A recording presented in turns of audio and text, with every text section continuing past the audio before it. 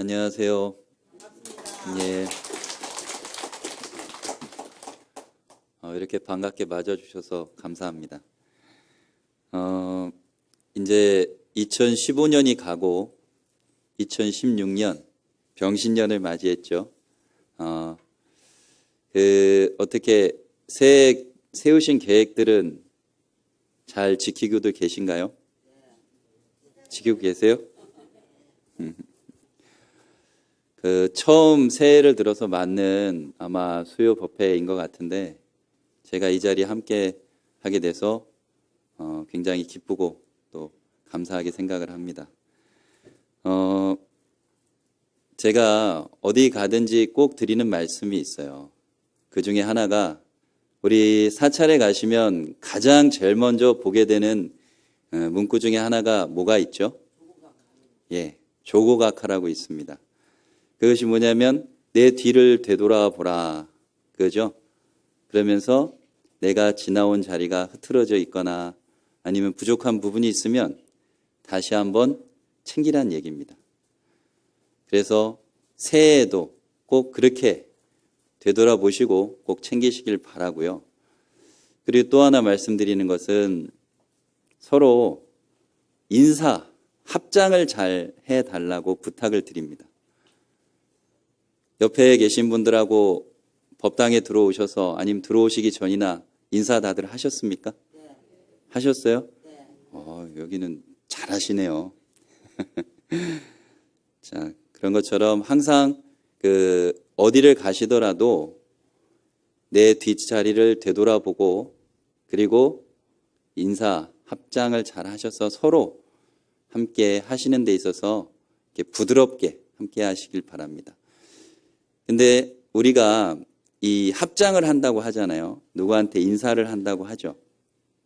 근데 그게 잘 되세요? 근데 어떨 때는 얄미운 사람이 있고, 미운 사람이 있으면 고개가 숙여지지 않죠. 사실은 친한 사람한테는 쉽게 할 수 있지만 내가 얄밉거나 얄미운 사람한테 더 그것을 잘 할 수 있어야 돼요. 그래야지 그것이 진정한 어떻게 보면 불자의 모습입니다. 그래서 이 합장을 한다는 것은 하심과 배려가 동반되지 않으면 쉽게 할 수 없습니다. 우리 되게 얄미운 사람 앞에 가서 고개 숙이라 그러면 고개가 숙여지지 않잖아요. 잘 안 숙여지죠. 잘 숙여지세요? 안 될 건데요. 네. 그래서 새해에는 조금 어렵고 힘드시더라도 만나시는 분들한테 그리고 그동안 내가 좀 마음을 내지 못하고 불편해했던 분들한테 꼭 인사하고 그렇게 한 해를 맞이하시기 바랍니다. 자, 이제 본격적인 이야기를 드리려고 합니다. 오늘 제가 말씀드릴 내용은 그냥 제가 절에서 지내오면서 어떻게 보면 제가 나름대로 가지고 있던 고집 그리고 그런 상이라고 하죠, 우리. 이것이 맞다라고 생각하는 그러한 것들 때문에 제가 힘들었고 또 그런 힘든 과정을 통해서 겪었던 것 그리고 그런 과정을 겪으면서 또 변화해왔던 것에 대해서 말씀을 드리려고 합니다. 부처님 당시에는 인도에 사성 계급이 있었죠. 굉장히 어떻게 보면 좀 철저할 정도로 신분이 나눠지는 그런 계급 제도가 있었습니다. 근데 그러한 것을 딱 깨고 그것을 파괴하고 나오신 분이 누구시냐면 부처님이세요. 부처님께서는 왕자로 태어나셔서 사실은 부족한 게 없이 굉장히 풍요로운 삶을 즐기실 수 있었음에도 불구하고 그런 것들을 다 버리고 제자들을 받아들이시면서 그 받아들이는 제자들 중에서도 지위 고하를 막론하고 그런 제자들을 받아들여서 다 당신의 제자로 삼으셨죠. 근데 이것을 말씀드리는 이유가 뭐냐면 다른 것을 받아들일 수 있을 때 우리가 진정 행복해지기 때문입니다. 우리 세상에 다른 것은 있지만 틀린 것은 없다고 얘기합니다. 우리 틀린 것은 어디서 나오나요? 우리의 기준에서 나오는 것이잖아요. 서로 그러니까 틀리다는 말을 쓰는 것이 아니라 다르다라고 표현을 해야 되는 것이에요. 서로 다르기 때문에 인정해야 되는 것이고 그것을 다르기 때문에 받아들이고 함께해야 하는 것입니다. 근데 그것이 내 생각이 맞다는 이유로 다른 것을 틀린 것으로 받아들이면 누가 힘들어요? 네, 자신이 힘듭니다. 그것처럼 제가 어렸을 때 절에서 컸어요. 저희 아버지가 스님이시거든요. 아버지가 스님이시고 저희 친형님도 스님입니다. 저희 친형님은 지금은 그 해군 법사로 계세요. 해군 법사로 계신데 제가 어려서부터 절에서 크다 보니까 어떻겠어요? 굉장히 절에 익숙했겠죠. 사실은 처음에는 다른 친구들과의 다른 환경들 때문에 조금 어려움도 있었어요. 그렇지 않겠어요? 아니, 아버지가 스타일이 많이 다르시잖아요. 머리 스타일이. 네. 헤어스타일이 많이 다르시니까 그런 것 때문에 사실은 힘들기도 했죠. 근데 누구보다도 절에서 익숙한 삶을 살았어요. 지금 이 뒤에 불단을 보시면 이렇게 단이 형성이 돼 있잖아요. 제가 어렸을 때는 저 단에 기어 이렇게 올라가서 부처님 옆에 앉아있고 그랬어요. 굉장히 좀 개구졌었습니다, 제가. 그래서 부처님 옆에 올라가서 그 장난도 치고, 근데 그때는 그게 궁금했어요. 부처님이 저렇게 앉아 계신데, 위에 이렇게 보면 부처님 머리 위에 보면 이렇게 파마하신 것처럼 어렸을 때는 그런 모습들이 있잖아요. 그러니까 저 모습이 어떠신 모습인가? 그리고 또 옆에 가서 괜히 가부좌도 해보고 그러다가 혼도 나고 그렇게 시간을 보냈죠. 그렇게 시간을 보내다 보니까 그 모르는 과정 속에서 이 불교라는 부처님의 모습 그리고 이 절의 사찰의 모습들이 너무나 익숙했어요.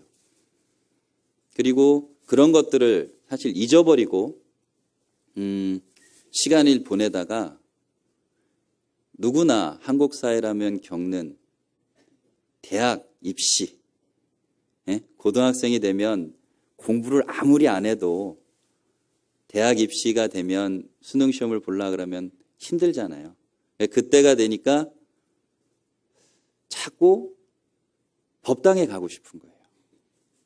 저도 모르게 그냥 이렇게 예전에 법당에 이렇게 앉아 있었던 그 모습이 그 마음이 너무나 편안했었기 때문에 그 후에도 무슨 힘든 일이 있고 그러면 누가 시키지 않아도 법당에 가서 삼배를 하고 가만히 앉아 있으면 마음이 편안해져요.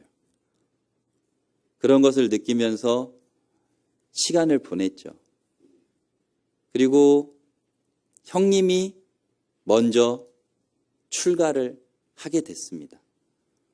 제 형님은 동국대학교를 이제 처음 수능을 보고 나서 이제 입학을 하면서 바로 동국대학교 불교학과로 입학을 했어요.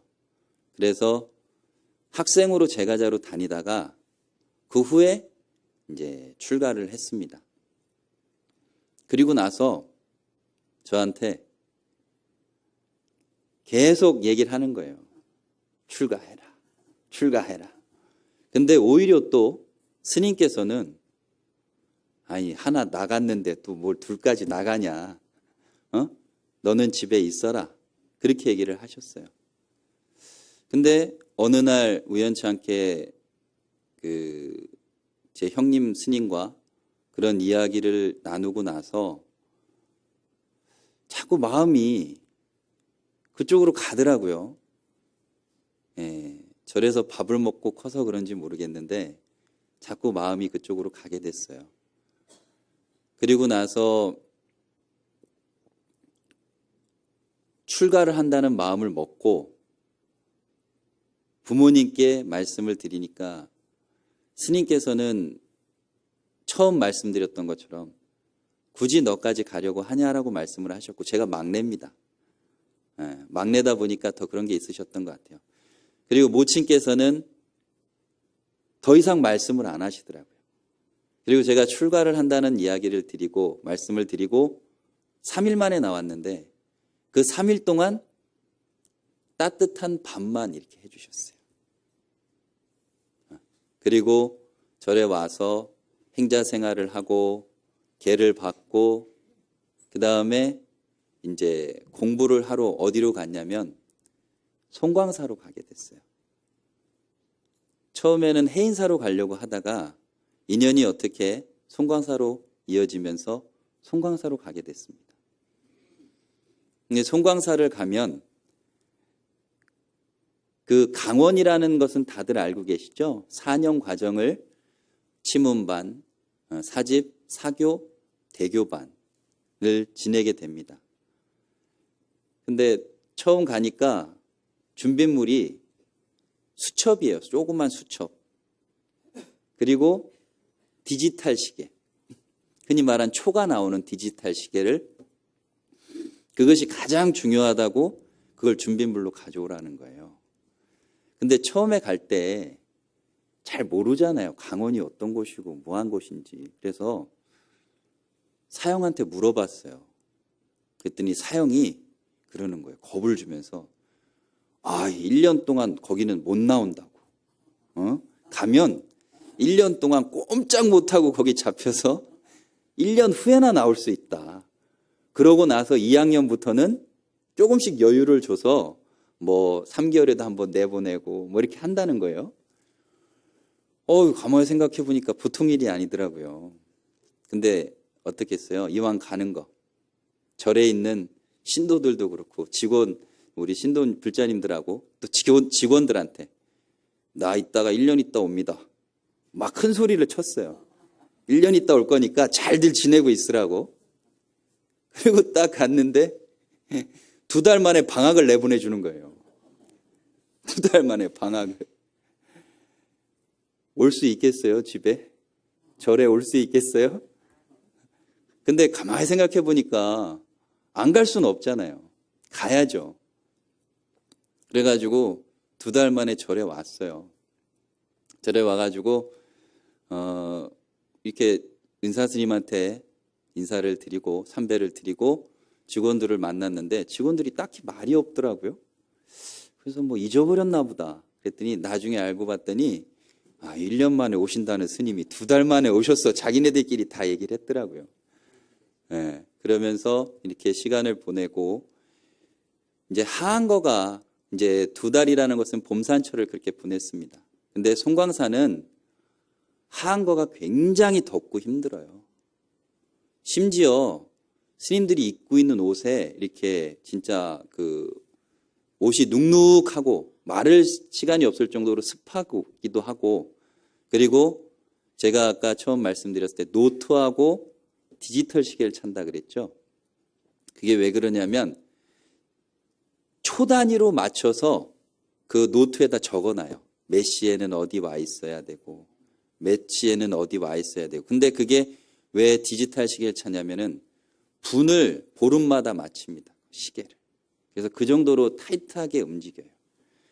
그런 타이트하게 움직이는 힘든 시간 속에서 어떻겠습니까? 우리가 힘든 상황이 딱 닥치면 어떻게 돼요? 내가 숨기려고 했던, 감추려고 했던 것들이 드러나죠. 그러다 보니까 저는 처음 말씀드렸던 것처럼 절에서 남들보다 오랜 시간을 보내고 했다는 그 상 때문에 다른 스님들이 뭘 하는 거를 인정을 못했어요. 심지어는 행자 때 이렇게 스님들이 조금 이렇게 걸으실 때도 이제 여법하다 그러죠. 좀 그렇게 못 걸으시고 좀 이렇게 흔들면서 걸으시면 그걸 뒤에서 보면서 저러면 안 되는데 나는 저러지 말아야지. 그렇게 할 정도로 좀 고지식하고 다른 것을 받아들이지 못했습니다. 근데 강원 생활을 하면서 힘들다 보니까 더 그런 것이 강하게 드러나는 거예요. 스님들이 이제 강원에서는 상강례를 하고 수업을 시작하면 쉬는 시간이 없이 그냥 그 자리에서 가사장삼을 읽고 2시간씩도 수업을 하고 뭐 길게도 하고 짧게도 하고 그럽니다. 근데 그 시간 이렇게 가부좌를 들고 앉아 있다 보니까 어떻겠어요? 아직 몸에 이 가부좌라는 것이 익숙하지 않기 때문에 굉장히 힘들어요.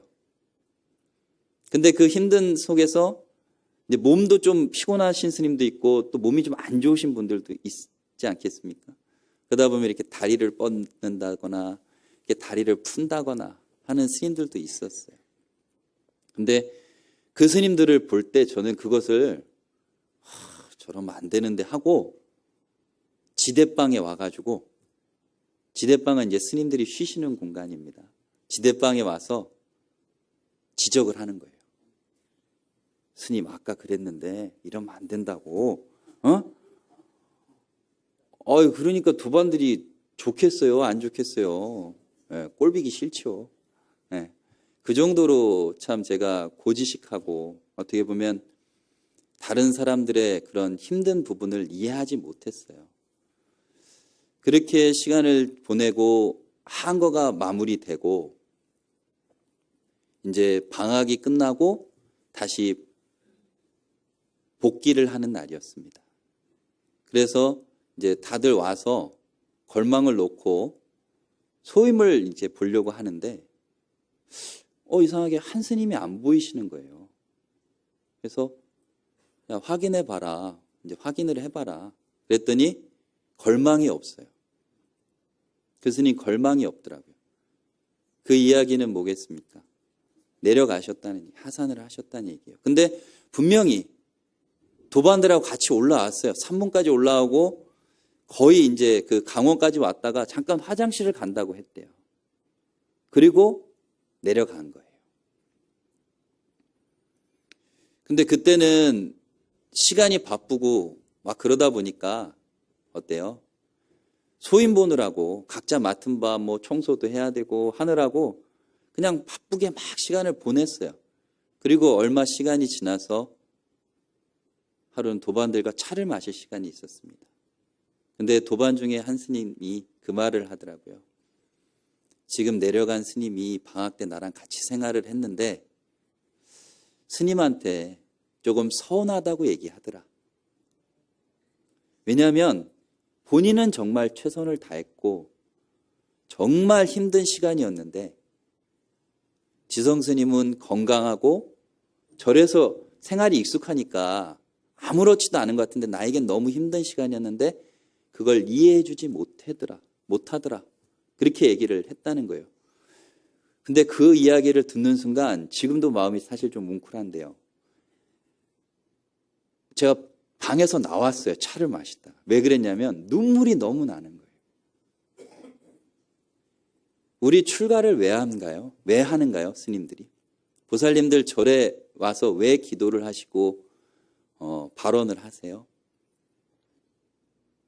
행복하려고. 그리고 함께 하기 위해서. 그리고 출가의 의미는 대승불교에 있어서 출가의 의미는 상구보리 하와 중생이라고 합니다. 깨달음을 얻고 중생과 함께하고 그 법을 전하고 하는데 저는 어땠어요? 정작 가장 소중한 내 옆에 있으면서 챙겨야 될 도반을 저는 챙기지 못했던 거예요. 오히려 챙기지 못했다기보다 저로 인해서 불편하게 했던 것이죠. 저는 그때 느꼈어요. 내 생각이 꼭 다 맞는 것은 아니구나. 그들 또한, 우리 도반들 또한 최선을 다해서 살아가고 있구나. 근데 나는 그것을 내 기준에 맞춰서 옳고 그름을 판단하고 내 기준에 맞추려고 했구나. 그런 생각을 하게 됐어요. 그러니까 참 눈물이 나더라고요, 정말로. 그렇게 정말 나름대로 저에게는 굉장히 반성할 수 있는 시간이었고 또 힘든 시간이었습니다. 한번 그런 일을 겪고 나니까 저 또한 굉장히 힘들더라고요. 그래서 처음에 제가 아까 말씀드리려고 했던 것처럼 다른 것을 받아들이고 인정할 때 우리는 행복해지는 것이에요. 근데 대부분의 우리의 모습은 다른 것을 인정한다기보다 그것을 틀리다라고 단정짓고 그것을 내 기준에 맞추려고 하죠.